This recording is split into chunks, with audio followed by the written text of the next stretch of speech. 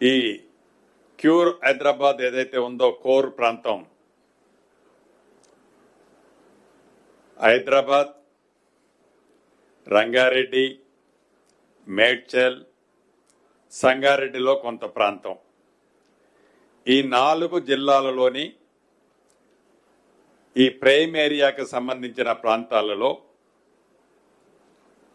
ప్రధానంగా ఈ 22A ఏదైతే ప్రైవేటు ఆస్తుల్ని ప్రొహిబిటెడ్ లిస్టులో పెట్టారని, ప్రైవేటు ఆస్తులు ప్రైవేటు వ్యక్తులు ట్రాన్సాక్షన్ చేసుకునేటప్పుడు ఆ వివిధ శాఖలకు సంబంధించిన స్టాంప్స్ అండ్ రిజిస్ట్రేషన్ సబ్ రిజిస్ట్రార్లు కానీ, వ్యవసాయ భూములు అయితే ఎంఆర్ఓలు కానీ రిజిస్ట్రేషన్లు చేయడానికి ఇబ్బంది పెడుతున్నారనేది ప్రత్యక్షంగా కొంతమంది మిత్రులు మీ ద్వారా కానీ ప్రత్యక్షంగా కానీ నన్ను కలవటం, అదే రకంగా ఎవరైతే రిజిస్ట్రేషన్ కోసం పోయిన వాళ్ళు మా ప్రాపర్టీ ప్రైవేటు ప్రాపర్టీ ప్రొహిబిటెడ్ లిస్ట్లో ఉన్న కారణంగా మేము రిజిస్ట్రేషన్ ట్రాన్సాక్షన్ చేసుకోవాలనుకుంటున్నాం అని కొంతమంది మిత్రులు వెళ్ళినప్పుడు వారికి అక్కడ ప్రొహిబిటెడ్ లిస్టులో ఉందని తెలిసి వారి అప్లికేషన్ని స్టాంప్స్ అండ్ రిజిస్ట్రేషన్కి సంబంధించిన సబ్ రిజిస్ట్రార్ దగ్గరనో, ఎంఆర్ఓ గారి దగ్గరనో, కలెక్టర్ గారి దగ్గరనో, కొన్ని మీ దగ్గరనో, కొన్ని నా దగ్గరనో ఇవ్వటం జరిగింది. ఈ రోజు వరకు ఏవైతే ఇందాక నేను 4 జిల్లాల్లో చెప్పానో, మేడ్చల్ జిల్లాలో అత్యధికంగా 511 అప్లికేషన్లు నిన్నటి వరకు లాస్ట్ వర్కింగ్ డే సాటర్డే వరకు రావటం జరిగింది. రంగారెడ్డి జిల్లాలో 146 అప్లికేషన్లు, హైదరాబాద్లో 49, సంగారెడ్డిలో 38, ఆల్ టుగెదర్ కలిసి 757 మంది ప్రైవేటు భూమి 22Aలో పెట్టారు అని వారు అప్లికేషన్లు ఇవ్వటం జరిగింది. ఈ ఇచ్చిన వాళ్లే కాకుండా ఇంకా ఇవ్వని వాళ్ళు కూడా కొంతమంది ఉండే ఆస్కారం ఉంది. ఎందుకంటున్నానంటే ఏదైతే గడిచిన 2 వారాలు ప్రతి వారము రెగ్యులర్గా మీ ద్వారా కొంతమంది ప్రత్యక్షంగా నాకు ఫోన్ చేసిన వాళ్ళు, గౌరవ లోకేష్ గారు కానీ, రాజీవ్ గాంధీ గారు కానీ, గౌరవ కలెక్టర్లు చెప్తున్న దాన్ని బట్టి నా దృష్టికి వచ్చిన దాన్ని దృష్టిలో ఉంచుకొని ఈ రోజు జరిపిన మీటింగ్ కాకుండా గతంలో 2 టైమ్స్ గౌరవ జిల్లా కలెక్టర్లు, రాష్ట్రంలో ఉండే ఈ శాఖలకు సంబంధించిన ఉన్నతాధికారులు, అదే రకంగా డిఆర్లు డిస్ట్రిక్ట్ రిజిస్ట్రార్లను కూడా సమావేశాలు ఏర్పాటు చేసి దీని మీద విధి విధానాలు కొన్ని ఆ రోజు గ్రౌండ్ రియాలిటీ ఏంది, రియల్గా అసలు 22Aలో ఎందుకు వచ్చాయి, ఎలా వచ్చాయి, దీనికి కారణం ఏంటి అని లాస్ట్ 2 మీటింగ్స్ లో వారికి కొంత హోంవర్క్ ఇచ్చి ఈరోజు ఉదయం 9 గంటల నుంచి మధ్యాహ్నం 1:15 వరకు సుదీర్ఘంగా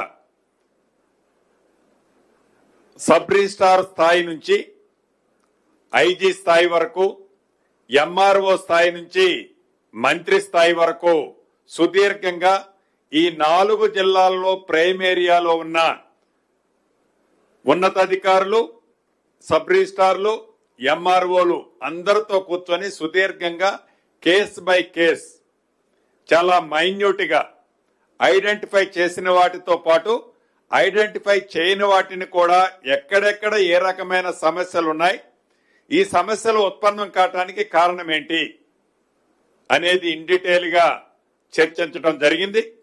దీంట్లో అత్యధికంగా 511 అప్లికేషన్లు ఏవైతే మేడ్చల్ వచ్చాయో, ఉదాహరణకు 1-2 మీకు ఎగ్జాంపుల్స్ ఇస్తున్నాను. ఫైనల్ గా ఏమి ఆదేశాలు ఇచ్చానో కూడా మీ ద్వారా ఈ క్యూర్ ప్రాంతంలో ఉన్న ప్రజలకే కాకుండా రాష్ట్రంలో మిగిలిన కొన్ని ప్రాంతాల్లో రేర్ కేసెస్ చాలా తక్కువ ఉన్నాయి, అత్యధికంగా ఇక్కడే ఉన్నాయి. వీరికి కూడా కొన్ని సందేశాన్ని ఇవ్వాల్సిన బాధ్యత ఆ శాఖ మంత్రిగా నా మీద ఉంది. దాన్ని దృష్టిలో పెట్టుకొని ప్రత్యక్షంగా ఏదో ప్రెస్ నోట్ రిలీజ్ చేయటం కాకుండా మీ ద్వారానే మీతో మాట్లాడి చర్చించి డెఫినెట్ గా ఇంకా అదనంగా ఏమైనా న్యాయబద్ధంగా వారి ఆస్తికి ఈ ప్రభుత్వం ఎక్కడ ఆటంకం కలిగించాలన్నది లేదు. అది ట్యాగ్ లైన్. ఏ ప్రైవేటు ఆస్తులకి ఈ ప్రభుత్వం ఒక్క గజమ ఆస్తికి కూడా ఆటంకము కలిగించొద్దన్నదే ఈ ప్రభుత్వం యొక్క ఆలోచన. ఇదే మాట 2 రోజుల క్రితం గౌరవ ముఖ్యమంత్రి గారు కూడా కుక్కటపల్లి హౌసింగ్ బోర్డుకు సంబంధించి ఇందిరమ్మ టవర్స్ శంకుస్థాపనలో కూడా గౌరవ ముఖ్యమంత్రి గారు కూడా చెప్పడం జరిగింది. మళ్ళీ అదే నేను రిపీట్ చేస్తున్నాను మీ ద్వారా. అయితే ఈ 511 మేడ్చల్ సంబంధించిన దాంట్లో సుమారు 325 అప్లికేషన్లు యుఎల్సీకి సంబంధించినవి. ఈ యుఎల్సీ గతంలో అది 2001, 2002 నుంచి లగాయితూ ఇప్పటి వరకు ఏవైతే యుఎల్సీలు క్లియర్ చేసినాయి న్యాయబద్ధమైనవి ఉన్నాయి. దీంట్లో ఈ 320 అప్లికేషన్లు ఏవైతే యుఎల్సీకి సంబంధించినవి వచ్చినాయో మెజారిటీ అప్లికేషన్లో రీజనబుల్ జెన్యూనే. కానీ ఇవి గతంలో యుఎల్సీ ల్యాండ్ అంటే గవర్నమెంట్ ల్యాండ్ అని ఉన్న కారణంగా ఏదైతే ఆన్లైన్ లో గతంలో ఇవన్నీ కూడా ప్రొబిటర్ లిస్ట్ లోనే ఉన్నాయి. కానీ ప్రతి దానికి ఒక ప్రొసీడింగ్, ఒక జీవోలు ఉన్నాయి.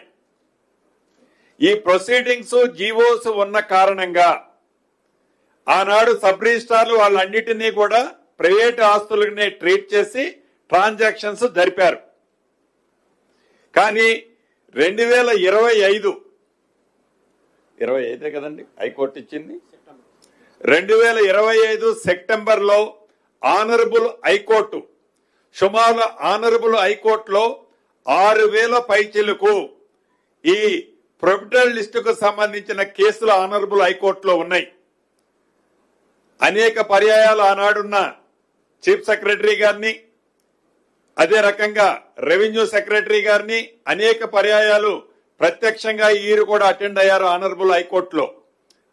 ఫైనల్ గా లాస్ట్ గా మీరు ఏవైతే ప్రొబిటర్ లిస్ట్ లో ఉందని చెప్తున్నారో ఆ లిస్టు మొత్తము రీసెంట్ గా మీరు కోర్టుకి కాపీ సబ్మిట్ చేస్తూ మీ రిజిస్ట్రేషన్ అథారిటీకి ఆ లెటర్ లో కమ్యూనికేట్ చేస్తే ఈ కేసులన్నిటినీ మేము ఇక్కడ డిస్మిస్ కొట్టేస్తామని ఆనరబుల్ హైకోర్టు చెప్పడం జరిగింది. దాన్ని దృష్టిలో పెట్టుకొని 2025 ఎండ్ లో ఆల్ కలెక్టర్స్ ఇవి ప్రొబిటెడ్ లిస్ట్ లో ఉన్నాయని పాత కాపీని కంటిన్యూ చేసి ఇవ్వటం జరిగింది. అక్కడ డెఫినెట్ గా మా అధికారులది పొరపాటు ఉంది.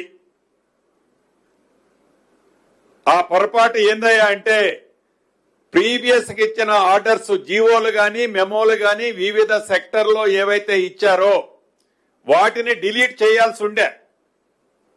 డిలీట్ చేయకుండా ప్రీవియస్ గా అన్ని ఏవైతే జెన్యూన్ గా యుఎల్సీలో జీవోలు మెమోల ద్వారా శాంక్షన్ లో అప్రూవల్ ఇచ్చారో వాటిని ట్రాన్సాక్షన్ గా ఆన్లైన్ లో అప్లోడ్ చేయని కారణంగా సేమ్ దాన్ని పేస్ట్ చేసి ఇల్లు రీసెంట్ గా డిసెంబర్ 2025 నాడు సబ్ రిజిస్ట్రార్లకి కాపీలు సబ్మిట్ చేసిన కారణంగా న్యాయంగా ఎవరైతే ఈ ప్రజలున్నారో యుఎల్సీలో క్లియర్ అయిన వాళ్ళని ప్రొబిటర్ లిస్ట్ లో పడటం అనేది మిస్టేకే. దాన్ని కరెక్ట్ చేస్తున్నాం. ఆల్రెడీ ఆ జీవోలన్నిటినీ ఏవైతే గతంలో వివిధ ప్రభుత్వాలు ఉన్నప్పుడు ఇచ్చిన జీవోలు ఏవైతే ఉన్నాయో వాటన్నిటినీ అప్లోడ్ చేస్తున్నాం. ఆ అప్లోడ్ చేసిన అన్నిటి ద్వారా ఏవైతే యుఎల్సీ ద్వారా జెన్యూన్ గా ఉన్న ప్రాపర్టీస్ అన్నిటిని కూడా with in couple of days లో ప్రొబిటెడ్ లిస్ట్ నుంచి తీసేయబడుద్ది. వాటికి సంబంధించిన వాళ్ళు ఎవరైతే ట్రాన్సాక్షన్స్ జరుపుకోవటం కోసం స్లాట్ బుక్ చేసుకున్నారో లేదా బుక్ చేసుకోవాలని అనుకుంటున్నారో స్లాట్లు గనక ఫుల్ ప్లెడ్జ్ లో నిండి ఉంటే అదనంగా వాటికి కూడా స్లాట్లు ఇవ్వాలని, అదనంగా టైం పట్టినా టైం తీసుకొని అటువంటి వారికి టాప్ ప్రయారిటీ ఇచ్చి అవి రిజిస్ట్రేషన్ చేయాలని ఈ రోజు అధికారులను ఆదేశించడం జరిగింది. ఒక యుఎల్సీలోనే కాదు, ఏదైతే జిహెచ్ఎంసీ ద్వారానో హెచ్ఎండి ద్వారానో వివిధ ప్రభుత్వ శాఖల ద్వారా ఓపెన్ ఆక్షన్ ద్వారా సేల్ చేసిన ప్రాపర్టీస్ ఏవైతే ఉన్నాయో సేల్ ట్రాన్సాక్షన్ అంతా ఆనాడు జరిగింది యాజ్ పర్ జీవోలు మెమోలు ప్రకారం. జరిగిన తర్వాత ఆ జరిగిన సేల్ ట్రాన్సాక్షన్స్ ని ఆన్లైన్ లో ఇంపోర్ట్ చేసుకోలేదు. హార్డ్ కాపీ ద్వారా రిజిస్ట్రేషన్లు జరుపుకుంటా వస్తున్నాయి. ఆన్లైన్ వచ్చేసరికి వాటిని డిలీట్ చేయని కారణంగా ప్రొహిబిటెడ్ లిస్ట్ లో ఆ పేర్లు డిలీట్ చేయని కారణంగా అవి కూడా మళ్ళీ ప్రొహిబిటెడ్ లిస్ట్ లోకి వచ్చిన మాట వాస్తవం. వాటిని కూడా ఆ జీవోలన్నీ ఆల్రెడీ అప్లోడ్ చేశాం నిన్న 14th నాటికి. ఇంకా ఎక్కడైనా ఒకటి అటువంటిది మిస్ ఉన్నా కూడా ఎవరు కూడా ఆందోళన చెందాల్సిన అవసరం లేదు. ఎవరో ఏ మెట్లెక్కి తిరగాల్సిన అవసరం లేదు. జస్ట్ మీరు ఒక అప్లికేషన్ సబ్ రిజిస్ట్రార్ దగ్గర కానీ, డిస్ట్రిక్ట్ రిజిస్ట్రార్ దగ్గర కానీ, ఎంఆర్ఓ దగ్గర కానీ, ఆర్డీఓ దగ్గర కానీ, కలెక్టర్ దగ్గర కానీ సింగిల్ ప్లేస్ లో మీరు ఒక అప్లికేషన్ ఇస్తే చాలు. అప్లికేషన్ లో మీ కాంటాక్ట్ నెంబర్ మెన్షన్ చేయండి. విత్-ఇన్ 3 to 5 days లోపు న్యాయబద్ధమైన మీ ఆస్తులకి ఈ ప్రభుత్వం పూర్తి బాధ్యత భరోసా తీసుకుంటది. ఆ శాఖ మంత్రిగా నాదే. అంతేకాదు గతంలో గ్రామీణ ప్రాంతంలో వ్యవసాయ భూముల్లో రిజిస్ట్రేషన్లు జరిగేటప్పుడు ప్రభుత్వం ప్రైవేటు భూముల్ని ఎక్విజిషన్ చేసినప్పుడు కొన్ని ప్రాంతాల్లో పార్ట్లీ ఎక్విజిషన్ జరిగినప్పుడు ఆ పార్ట్లీ ఎక్విజిషన్ జరిగే దాంట్లో అది ప్రభుత్వ స్థలంగా ఐడెంటిఫై చేసి ఆ నెంబర్లో కొన్ని ఇక్కడ హైదరాబాద్ ఈ కోర్ ప్రాంతంలో కూడా ప్రొహిబిటెడ్ లిస్ట్ లో పెట్టడం జరిగింది. వాటిని కూడా ఐడెంటిఫై చేశాం. వాటిని కూడా విత్-ఇన్ కపుల్ ఆఫ్ డేస్ లోనే ఆల్రెడీ కొన్ని ఇప్పటికే తీసేశారు ప్రొహిబిటెడ్ లిస్ట్ నుంచి. ఇంకా ఎక్కడైనా ఒకటి మిస్ అయి ఉన్నా కూడా ఎవరూ ఆందోళన చెందాల్సిన అవసరం లేదు. ఎవరైనా ప్రొవోక్ చేస్తే అది వారి విజ్ఞతకే వదిలేస్తున్నాము. ఎవరూ ఆందోళన చెందాల్సిన అవసరం లేదు. న్యాయబద్ధంగా ఎవరైతే ప్రైవేటు ఆస్తులు ఉన్నాయో వాటన్నిటినీ తప్పకుండా విత్-ఇన్ షార్ట్ స్పెల్ లోనే వాటిని ఆ ప్రొహిబిటెడ్ లిస్ట్ నుంచి తీసేయటమే కాకుండా వాళ్ళ ట్రాన్సాక్షన్స్ ఏవైతే ఉన్నాయో అవన్నీ యాజ్ పర్ ప్రైవేట్ సెక్టార్ లో చేసినట్టు ప్రీ హోల్డ్ నుంచి సేకరించి వాటన్నిటినీ చేయటం జరుగుద్ది. అదే రకంగా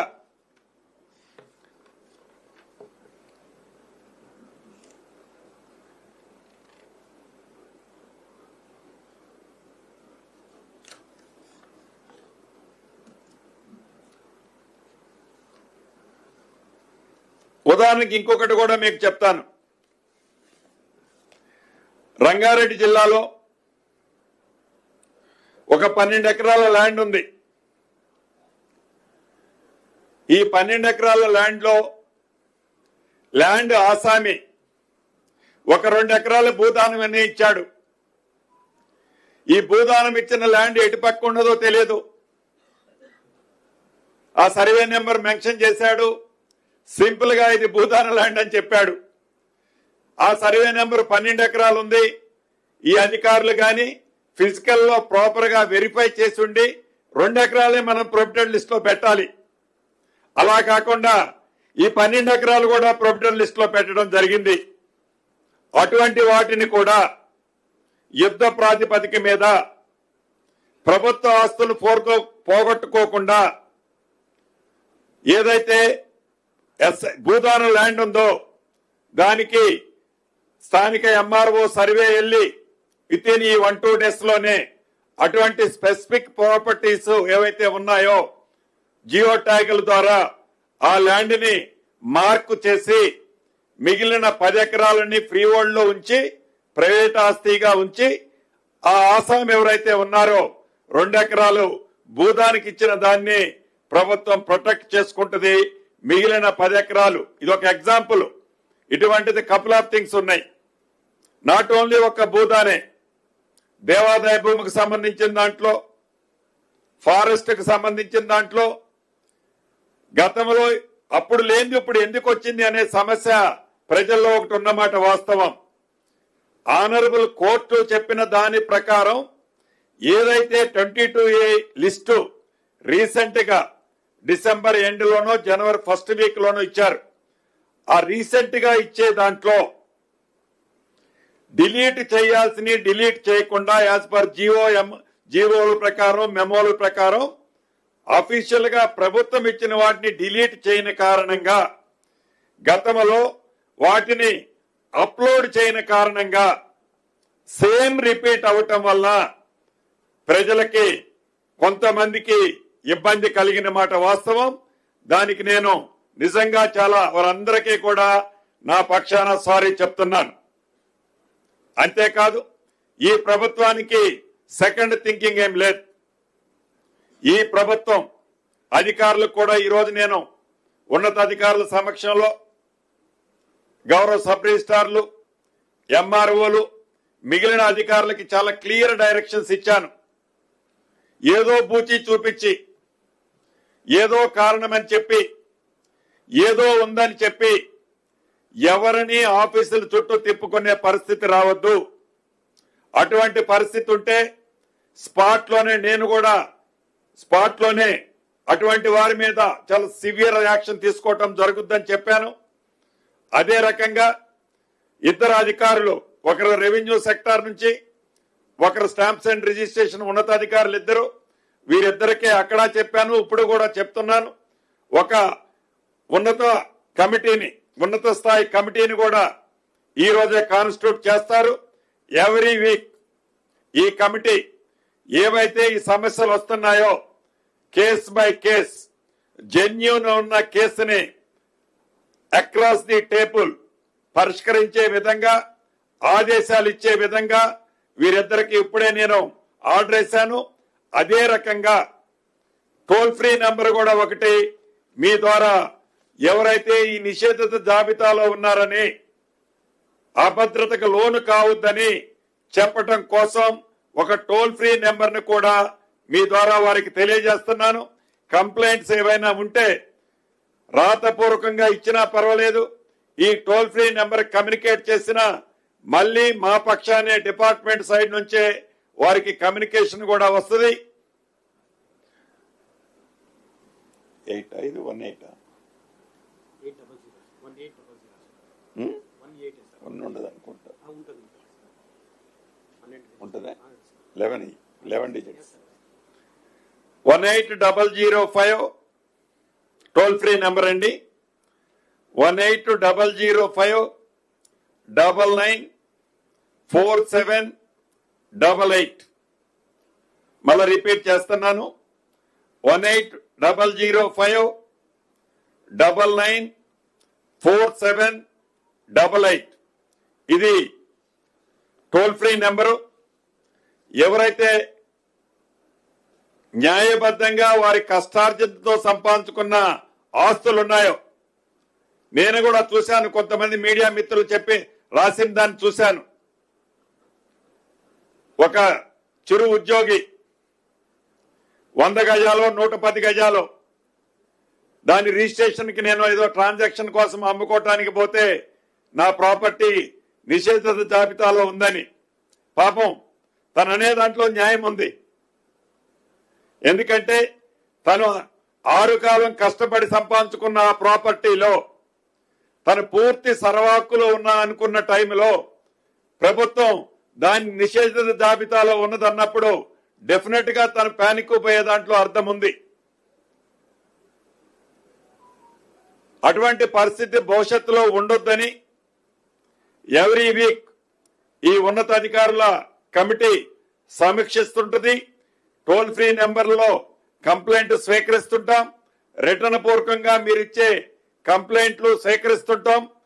ప్రభుత్వ భూములు కాని వాటిని, ప్రైవేటు ఆస్తులని తప్పకుండా ఈ ప్రభుత్వం వాళ్ళకి పూర్తి భద్రత భరోసా కల్పిస్తుందే తప్ప ప్రైవేటు ఆస్తులు తీసుకొచ్చి ప్రభుత్వ ఆస్తులుగా ఈ ప్రభుత్వం ఎట్టి పరిస్థితిలో చిత్రీకరించదు. అదే రకంగా CS7, CS14 ఇవి కూడా చాలా ప్రాంతాల్లో ఉన్నాయి. ఇవి కూడా సైజబుల్ గా ప్రొవిడెంట్ లిస్ట్ లో ఈనాడు ఉన్నాయి. వీటికి సంబంధించిన వాటిలలో ఆనరబుల్ సుప్రీంకోర్టు ద్వారా, ఆనరబుల్ సుప్రీంకోర్టు గైడెన్స్ ద్వారా, లేకుంటే వివిధ ఫోరముల్లో తెచ్చుకున్న గైడెన్స్ల ద్వారా గత ప్రభుత్వాలు ఏవైతే అవి అపార్ట్మెంట్లకు కానీ లేఅవుట్లకు కానీ అఫీషియల్ పర్మిషన్లు ఇచ్చారో ఆ అఫీషియల్ పర్మిషన్ ఇచ్చిన వాటన్నిటినీ CS7, CS14 కి సంబంధించిన వాటిని కూడా కండిషనల్ రిజిస్ట్రేషన్ చేయటానికి, ఎందుకు కండిషనల్ రిజిస్ట్రేషన్ అంటే ఈ CS7, CS14 అనేది ఆనరబుల్ సుప్రీంకోర్టు ఫుల్ బెంచ్ లో కేసు నడుస్తుంది. ఆ కేసు తీర్పుకి అనుగుణంగా భవిష్యత్తులో ఇబ్బంది కలగకుండా ఉండే విధంగా ఈ CS7, CS14 కి సంబంధించిన వాటిని కూడా రిజిస్ట్రేషన్లు చేయాలని ఈ రోజు అధికారులకు ఆదేశాలు ఇవ్వటం జరిగింది. అదేవిధంగా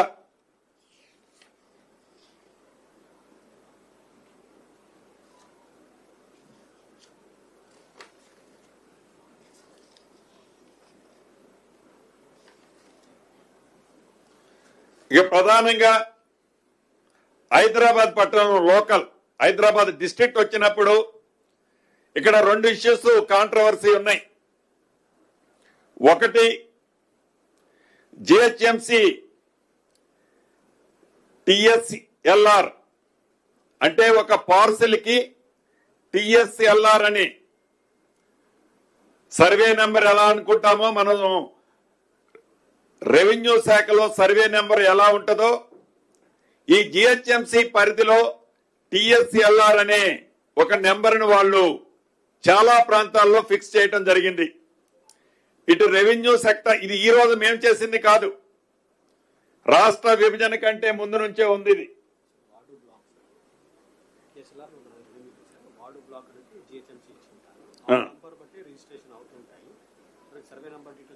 సో ఈ TSLR అనేది రెవెన్యూదే, వార్డు బ్లాక్ అన్నది GHMC వాళ్ళు చేసింది. ఈ వార్డు బ్లాక్ కి ఒక నెంబర్ ఇచ్చారు, ఈ TSLR కి రెవెన్యూ డిపార్ట్మెంట్ నుంచి ఒక నెంబర్ ఇచ్చారు.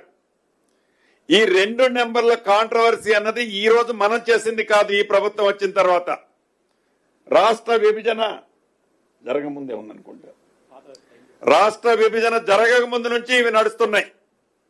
దీంతో ఈ నెంబర్లు కొన్ని ప్రదేశాల్లో కాంట్రవర్సీ వచ్చి ప్రభుత్వ స్థలాలకు సంబంధించిన నెంబర్లు ప్రైవేటు వాళ్ళదే అనుకొని దానితో కూడా సైజబుల్ గా థౌజండ్స్ ఆఫ్ పార్సెల్స్ ని ప్రొవిడెంట్ లిస్ట్ లో పెట్టడం జరిగింది. ఇది ఇవాళ మనం పెట్టింది కాదు, ప్రీవియస్ గానే ఉంది అది. కానీ 2003 నుంచి ప్రొవిడెంట్ లిస్ట్ లో ఉన్నాయి. కానీ ఈ ప్రతి ఒక్క పార్సిల్ కి ఒక మెమోనో ఒక జీవోనో ఇచ్చిన వాటిని క్లియర్ చేసుకుంటూ వచ్చారు ఆ 2003 నుంచి. ఈ ఇచ్చిన మెమో జీవో అప్లోడ్ చేయని కారణంగా, సేమ్ ఇందాక చెప్పిన సిస్టమే ఇక్కడ కూడా అప్లోడ్ చేయని కారణంగా యాజ్ పర్ కలెక్టర్స్ వీటన్నిటిని కూడా ప్రొవిడెంట్ లిస్ట్ లోకి వచ్చినాయి. నాకు తెలిసి నియర్లీ ఒక 38,000 పార్సిల్స్, వాటన్నిటిని కూడా ఈ రోజు కానీ రేపు సాయంత్రం లోపు కూడా డెఫినెట్ గా ఆ POB 22A ఏదైతే ఉందో దాన్ని రిమూవ్ చేయాలని ఆ జిల్లా అధికారులకు ఆదేశాలు ఇచ్చాను. వాళ్ళు మాక్సిమం ఈ రోజు నైట్ కి అవన్నీ కూడా క్లియర్ చేయడం జరుగుద్ది. అదే రకంగా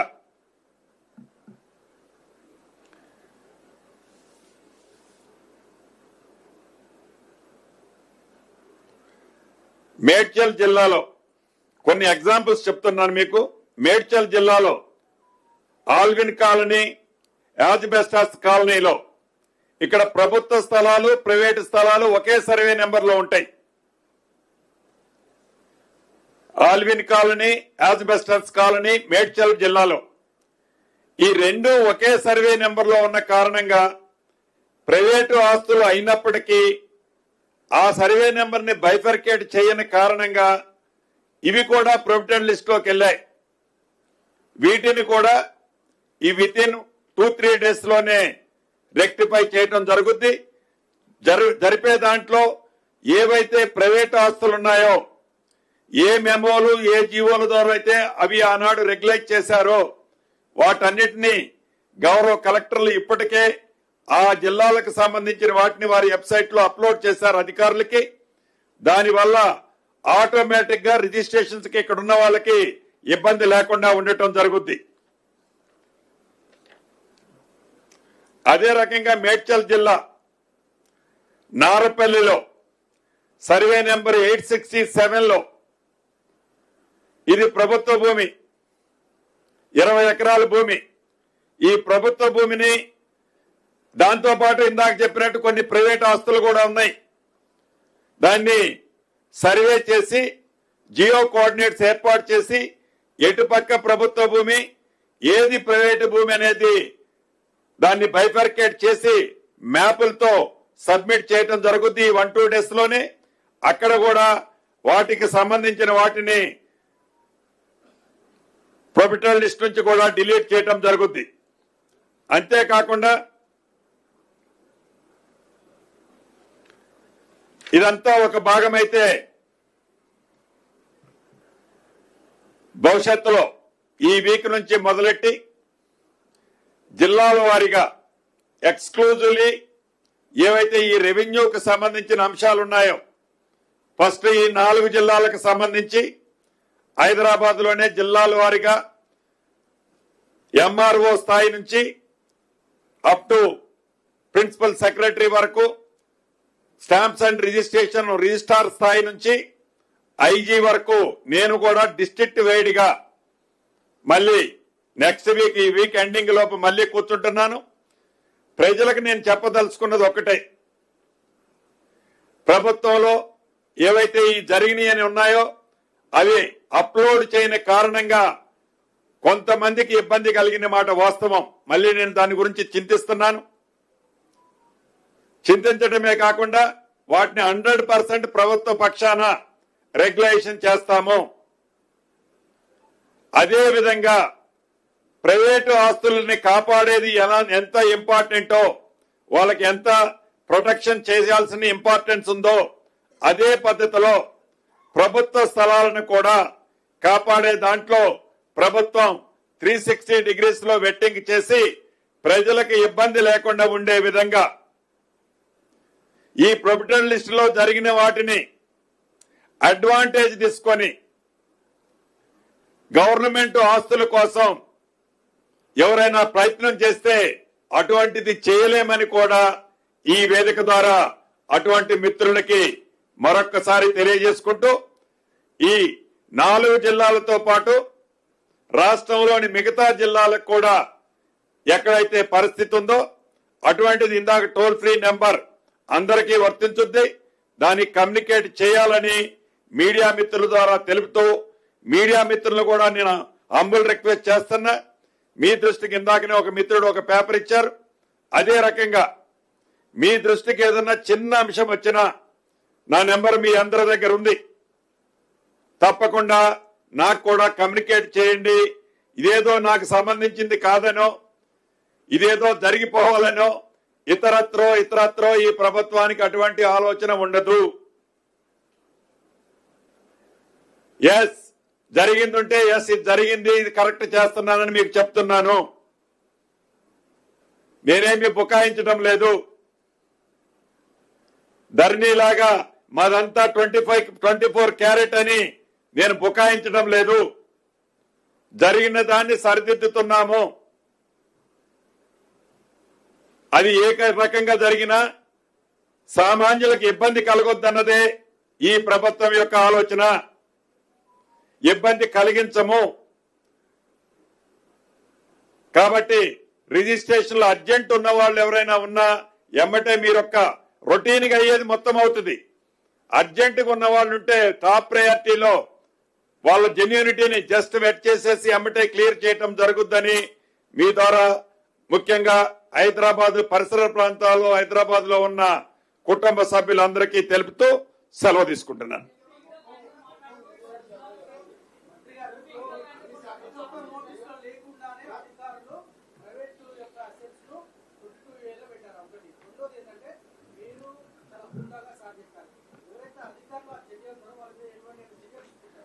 ఈరోజు చాలా సుదీర్ఘంగా జరిగిన దాంట్లో అటువంటి సబ్జెక్టు కూడా ఉంది. సరే, అధికారులు చేసినా ఇంకొకళ్ళు చేసినా అంటే మంత్రిగా నాకు ఈ ఫైల్స్ అన్ని రావు. వచ్చినా రాపోయినా ఈ డిపార్ట్మెంట్ హెడ్ని నేను ఆన్సర్ చేయాల్సింది నేనేం తప్పుకొని పోను, నాకు సంబంధం లేదనను. ఎస్, జరిగిన దాన్ని సరిదిద్దుతున్నాను, సరిదిద్ది చూపిస్తాను కూడా. అంటే వీటికి సంబంధించిన దాంట్లో భవిష్యత్తులోకి ఇటువంటి జరిగింది, ఇంత ఎక్స్పీరియన్స్ వచ్చిన తర్వాత భవిష్యత్తులో ఎటువంటిది ఉండదు, చాలా క్లారిటీగా చేసి పెడతాం.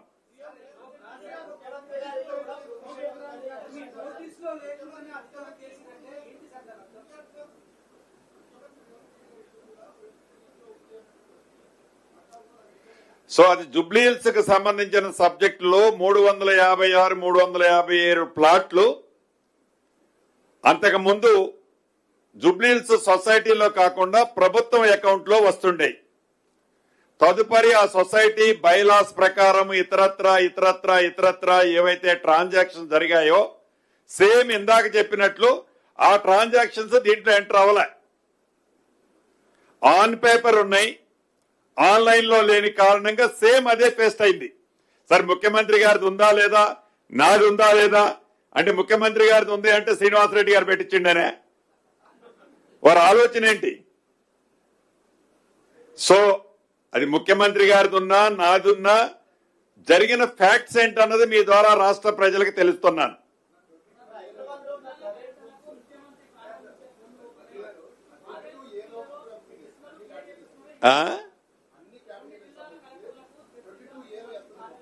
అంటే ఎగ్జాక్ట్ గా అదే ఇప్పుడు అదే క్యాలిక్యులేషన్ ఉన్నారు. ఇప్పుడు మేము దీన్ని 2 వర్టికల్స్ కింద విభజించాం.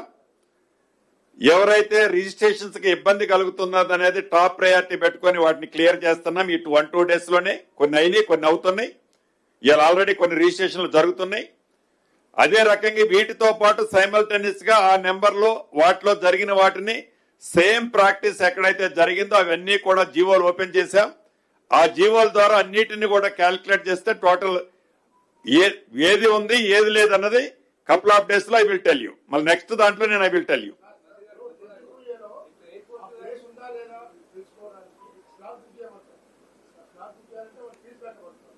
అంటే డెఫినెట్ గా ఫీజు కడితేనే స్లాట్ బుక్ అయింది. ఏదైతే ఆన్లైన్ లో ఇది డిస్ప్లే అవుతుంది. ఇంత ముందేముందేదంటే నాలాయన ల్యాండ్ ఓన్లీ సబ్ రిజిస్ట్రార్ దగ్గర ఉండేది, అగ్రికల్చర్ ల్యాండ్ ఎంఆర్ఓ దగ్గర ఉండేది. ఎంఆర్ఓ దగ్గర ప్రొపరేటర్ లిస్ట్ లో ఉంటే ఇతనికి తెలిసేది కాదు, అతని ప్రొపరేటర్ లిస్ట్ లో ఉంటే ఇతనికి తెలిసేది కాదు. ఈ రెండు కూడా సింగిల్ పేజీకి తీసుకొచ్చాం. ఇక్కడ రిజిస్ట్రేషన్ జరిగినా అక్కడ రిజిస్ట్రేషన్ జరిగినా జెన్యూనిటీ ఏంటన్నది వాళ్ళ స్క్రీన్ మీద కనపడుతుంది. సో అదే రకంగా ఏది ప్రొపరేటర్ లిస్ట్ లో ఉందో ఎవరైతే పబ్లిక్ ఉన్నారో ఆ పబ్లిక్ వాళ్ళు ఏది రిజిస్ట్రేషన్ పోయే వాళ్ళు కూడా కనిపిస్తుంటది.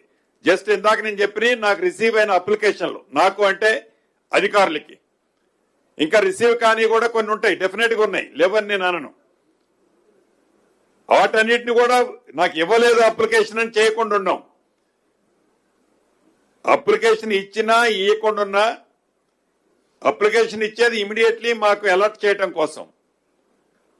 నార్మల్ కేసులో ప్రతి కేసుని ఇప్పుడు ఉన్న ఎక్స్పీరియన్స్ దృష్టిలో పెట్టుకొని ప్రతి కేసుని అన్నిటినీ రిజాల్వ్ చేసే కార్యక్రమానికి శ్రీకారం చుట్టాం.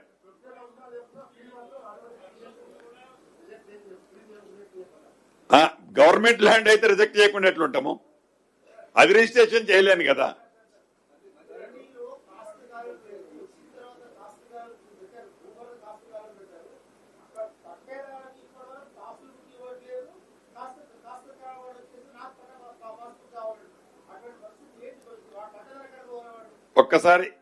ఒక్కసారి కేసు బై కేసు మీది ఏముందో ఒక్కసారి డీటెయిల్స్ ఏదైనా మీ నోటీసులు ఉంటే మా సెక్రటరీ గారికి ఇవ్వండి అన్న, తప్పకుండా సాల్వ్ చేస్తాం.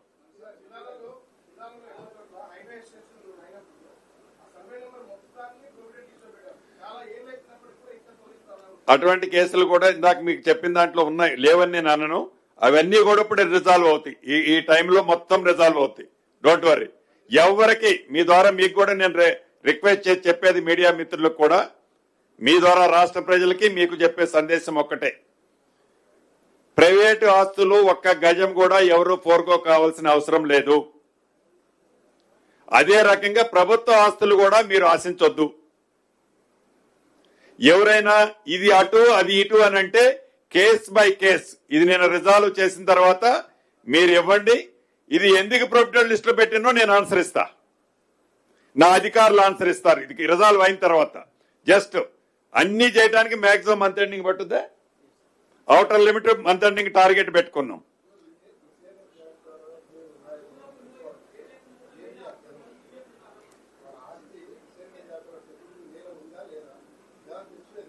మీకు డిస్ప్లే అవుతుంది కదా? కాదు కాదు, రిజిస్ట్రేషన్ ఆఫీస్కి వెళ్ళక్కర్లా, మీ వెబ్సైట్ లోనే రిజిస్ట్రేషన్ ఆఫీస్ వెబ్సైట్ లో మీరు సర్వే నెంబర్ కొట్టి ఆ బై నెంబర్ కొడితే ఉందా లేదా అని మీకు అర్థమవుతుంది. ఆఫీస్కి కూడా వెళ్ళక్కర్లా మీరు. నాన్ అగ్రికల్చర్ అయితే ఐజీఆర్ఎస్, అగ్రికల్చర్ అయితే భూభారతి.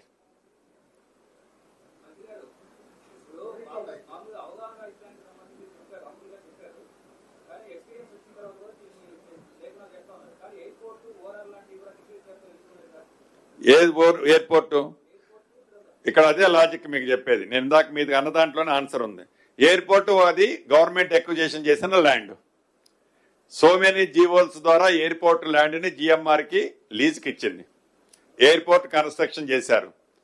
సో ఈ జీవోల్ అనేది ఆన్ పేపర్ ట్రాన్సాక్షన్స్ జరిగినాయి. ఇది అప్లోడ్ ఆనాడు అప్లోడ్ వాళ్ళు దాంట్లో చేయలే, సాఫ్ట్వేర్ లో అప్లోడ్ చేయలే.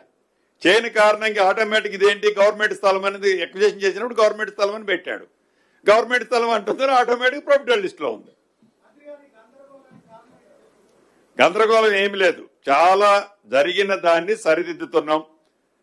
దీంట్లో ఏ రకమైన గందరగోళం లేదు.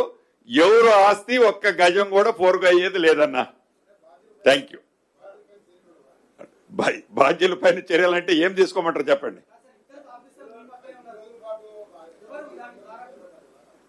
సో ఫస్ట్ దీంట్లో ఏముందంటే ఒక జీవో ఇయటంతోనే, ఒక మెమో ఇయటంతోనే నేనిచ్చిన, గత ప్రభుత్వాలు ఇచ్చిన 40 ఇప్పుడు ఇందాక చెప్పేది 30-40 సంవత్సరాల కేసులే ఉన్నాయి. దీంట్లో అన్ని 90% అయ్యే ఉన్నాయి. ఈ 90% ఆ జీవో ఇయటంతో వీళ్ళు అప్లోడ్ ఆ రోజే ఆన్లైన్ చేసి ఉంటే పోయేది. సో అప్లోడ్ చేయని కారణంగా వీళ్ళు కంటిన్యూషన్ ఈ కోర్టు ఒత్తిడి ఉంది ఇది అందని ఏదో చెప్తుంటారు వీళ్ళు. కొన్ని అంటే గజం ఉన్నా 100 గజాలున్నా 100 ఎకరాలున్నా ఆ సర్వే నెంబర్ అనేది కొన్ని వేళ్లలో ఉంటాయి ఈ నెంబర్లు.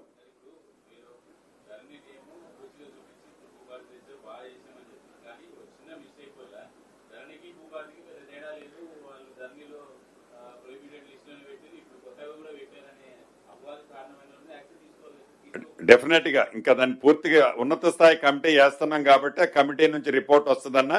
నేను టూ ఎర్లీ టు సే, ఏదో కళ్ళ తుడుపు కోసం చెప్పడంలో యాక్షన్ అన్నది సివియర్ గానే ఉంటది.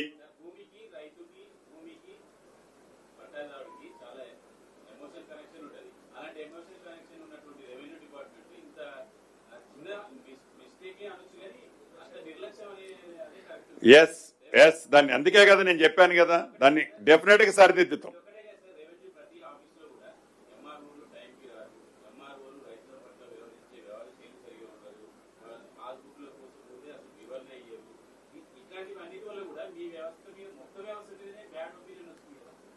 అవును, దాన్ని కూడా స్ట్రీమ్ లైన్ చేస్తాం, డెఫినెట్ గా చేయాలి సార్.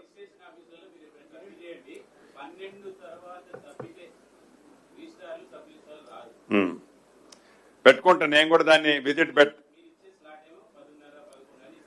పెడతా, సర్ప్రైజ్ విజిట్స్ ఇప్పుడు మీ అడ్వైజ్ తో డెఫినెట్ గా పెట్టుకుంటాను. పెట్టుకుంటా డెఫినెట్ గా, మీరు అన్నది స్ట్రీమ్ లైన్ చేస్తా. అవసరం ఉంది, ప్రక్షాళన చేయాల్సిన అవసరం ఉంది, చేస్తాను తప్పకుండా. థ్యాంక్ యూ అన్నా.